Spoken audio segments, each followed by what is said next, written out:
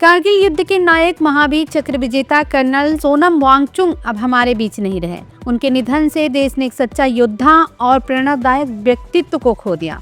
रक्षा मंत्री राजनाथ सिंह ने उन्हें श्रद्धांजलि देते हुए लद्दाख का गौरव बताया। वहीं भारतीय सेना ने भी परिवार के प्रति गहरी संवेदना जताई है। मुंबई में बॉम्बे हाई कोर्ट ने एशियाटिक सोसाइटी के चुनाव पर फिलहाल रोक लगा दी है। यह फैसला चैरिटी कमिश्नर के आदेश को चुनौती दिए जाने के बाद दिया गया। अदालत के कदम को संस्था के प्रबंधक और चुनाव प्रक्रिया में पारदर्शिता सुनिश्चित करने की दिशा में अहम माना जा रहा है। केंद्र सरकार ने पीएम पोषण योजना के तहत मिड डे मील की सामग्री लागत में 9.5% की बढ़ोतरी की गई है। इसका मकसद बच्चों को बेहतर और पौष्टिक भोजन उपलब्ध कराना, जिससे उनकी सेहत और पढ़ाई दोनों पर सकारात्मक असर पड़े। केंद्र सरकार ने देश भर में 100 इंडस्ट्रियल पार्क विकसित करने की महत्वाकांक्षी योजना को मंजूरी दे दी है। इस योजना के लिए करीब 33,660 करोड़ रुपए का बजट तय किया गया है। इस पहल का मकसद उद्योगों को तैयार सुविधा देना, ताकि निवेश तेजी से बढ़े और नए रोजगार के अवसर पैदा हो सके। पश्चिम एशिया में बढ़ते घटनाक्रम के बीच भारत स्थिति पर लगातार नजर बनाए हुए है। विदेश मंत्री एस जयशंकर कई देशों के संपर्क में हैं और हालात पर नियमित संवाद जारी है। पहल का उद्देश्य क्षेत्र में स्थिरता बनाए रखना और भारत के रणनीतिक हितों की रक्षा करना है। भारत और मॉरिशस के बीच तेल और गैस आपूर्ति से जुड़ा समझौता अब अंतिम चरण में पहुंच गया है। यह पहल ऐसे समय में हो रही है जब वैश्विक स्तर पर ऊर्जा आपूर्ति को लेकर अनिश्चितता बनी हुई है। विदेश मंत्री एस जयशंकर की हालिया यात्रा को भी इस दिशा में अहम माना जा रहा है। इस समझौते से भारत की ऊर्जा सुरक्षा मजबूत होगी और हिंद महासागर क्षेत्र में सहयोग को बढ़ावा मिलेगा। भारत ने ईरान से कच्चे तेल की खरीद जारी रखने की पुष्टि की है। यह फैसला ऐसे समय में सामने आया है जब दुनिया भर में ऊर्जा आपूर्ति को लेकर हालात तेजी से बदल रहे हैं। सरकार के अनुसार यह खरीद प्रतिबंधों में मिली छूट के तहत की जा रही है, ताकि देश की ऊर्जा जरूरतों को पूरा किया जा सके। इस कदम से भारत की ऊर्जा सुरक्षा मजबूत होगी और तेल की कीमतों पर दबाव कम करने में मदद मिल सकती है।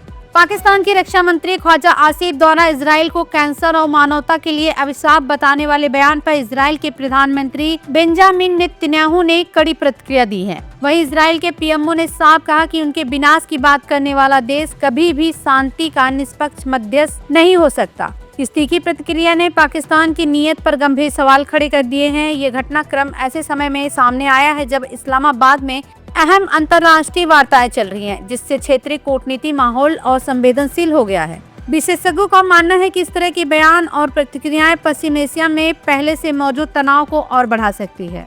अरुणाचल में 2 बड़े हाइड्रो प्रोजेक्ट को $4 अरब की मंजूरी मिली है। अरुणाचल प्रदेश में 2 प्रमुख जल विद्युत परियोजनाओं कमला और कलई को करीब $4 अरब के निवेश के साथ मंजूरी दी गई है। सरकार का मानना है कि इससे देश के 500 गीगावाट नॉन फॉसिल ईंधन क्षमता लक्ष्य को हासिल करने में महत्वपूर्ण मदद मिलेगी। ईरान अमेरिका तनाव का आर्थिक असर बढ़ता दिख रहा है। आरबीआई एमपीसी ने चेतावनी दी है कि इससे कच्चे तेल और सप्लाई चेन पर असर पड़ सकता है। ईरान और अमेरिका के बीच बढ़ते तनाव को लेकर भारतीय रिजर्व बैंक की मौद्रिक नीति समिति ने चिंता जताई है। समिति का मानना है कि अगर हालात और बिगड़ते हैं तो इसका सीधा असर कच्चे तेल की कीमतों और वैश्विक सप्लाई चेन पर पड़ सकता है, जिससे महंगाई बढ़ने का खतरा है। नई दिल्ली में सी फूड निर्यात को बढ़ावा देने के लिए एक अहम बैठक आयोजित की गई है। इस बैठक की अध्यक्षता केंद्रीय मंत्री परसोत्तम रुपाला ने की है। बैठक में निर्यात बढ़ाने, नए वैश्विक बाजारों तक पहुंच बनाने और गुणवत्ता मानकों को मजबूत करने जैसे मुद्दों पर चर्चा हुई। केंद्र सरकार ने एआई के जरिए कृषि क्षेत्र को मजबूत करने के लिए भारत विस्तार प्लेटफॉर्म की घोषणा की। इस पहल की जानकारी केंद्रीय मंत्री जितेंद्र सिंह ने दी। इस प्लेटफॉर्म का उद्देश्य किसानों को बेहतर डेटा, सलाह और तकनीकी मदद उपलब्ध कराकर उनकी आय बढ़ाने में सहयोग करना। भारत की स्वदेशी रुद्रम 2 मिसाइल को 2026 में प्रोडक्शन अप्रूवल मिलने की तैयारी है, क्योंकि इसके हालिया परीक्षण सफल रहे। यह मिसाइल डीआरडीओ द्वारा विकसित की गई है और भारतीय वायुसेना के साथ मिलकर इसके ट्रायल पूरे किए गए हैं। इससे भारतीय वायुसेना की मारक क्षमता और ताकत में और बढ़ोतरी होने की उम्मीद है। क्यूआर कोड पेमेंट के बढ़ते इस्तेमाल से डिजिटल लेन देन में तेजी आई है। पीआईबी के अनुसार देश भर में क्यूआर कोड आधारित पेमेंट सिस्टम के बढ़ते इस्तेमाल से डिजिटल लेन देन में काफी तेजी आई है। वहीं अब लोग दुकानों, रेहड़ी पटरी और छोटे कारोबारों में भी सीधे मोबाइल से स्कैन करके तुरंत भुगतान कर रहे हैं। जिससे नकद लेन देन और लंबी कतारों की जरूरत कम हो गई है। सरकार का कहना है कि यह बदलाव डिजिटल इंडिया अभियान को मजबूत कर रहा है और छोटे व्यापारियों को भी औपचारिक अर्थव्यवस्था से जोड़ रहा है। महाराष्ट्र में सिकल सेल स्क्रीनिंग अभियान अब तेजी से पकड़ रहा है। खासतौर पर नंदुरबार जैसे जनजातीय इलाकों में डीबीएस टेस्टिंग के जरिए बड़ी संख्या में लोगों की जांच की जा रही है। इसका उद्देश्य बीमारी की समय पर पहचान और बेहतर इलाज सुनिश्चित करना।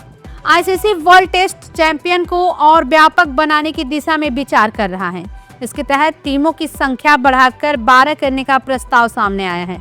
इस प्रस्ताव के अनुसार जिम्बाब्वे, अफगानिस्तान और आयरलैंड जैसी टीमों को भी शामिल करने की योजना है। इससे टेस्ट क्रिकेट को वैश्विक स्तर पर और बढ़ावा मिलने की उम्मीद है। साथ ही नई टीमों को भी बड़े मंच पर खेलने का मौका मिलेगा। सिलीगुड़ी में पीएम मोदी की रैली। प्रधानमंत्री नरेंद्र मोदी ने पश्चिम बंगाल के सिलीगुड़ी में बड़ी रैली की। उन्होंने ममता बनर्जी सरकार पर हमला करते हुए कहा, बीजेपी के सत्ता में आने पर कर्मचारियों को 7वें वेतन आयोग का लाभ मिलेगा। साथ ही सीए के तहत शरणार्थियों को नागरिकता देने की बात भी दोहराई गई। रैली में भारी भीड़ रही और चुनावी माहौल और गर्मा गया। बंगाल में 12 पुलिस अधिकारियों का तबादला। चुनाव आयोग ने निष्पक्ष चुनाव सुनिश्चित करने के लिए बड़ा फैसला लिया है। ये कदम 23 अप्रैल के मतदान से पहले पारदर्शिता बढ़ाने के लिए उठाया गया है। महिला आरक्षण कानून पर विवाद। कांग्रेस ने केंद्र सरकार पर महिला आरक्षण कानून को जल्दबाजी में लागू करने का आरोप लगाया है। उनका कहना है कि सरकार इसे राजनीतिक फायदे के लिए इस्तेमाल कर रही है। इस मुद्दे पर संसद में तीखी बहस देखने को मिली, जिससे राजनीतिक माहौल और ज्यादा गर्मा गया।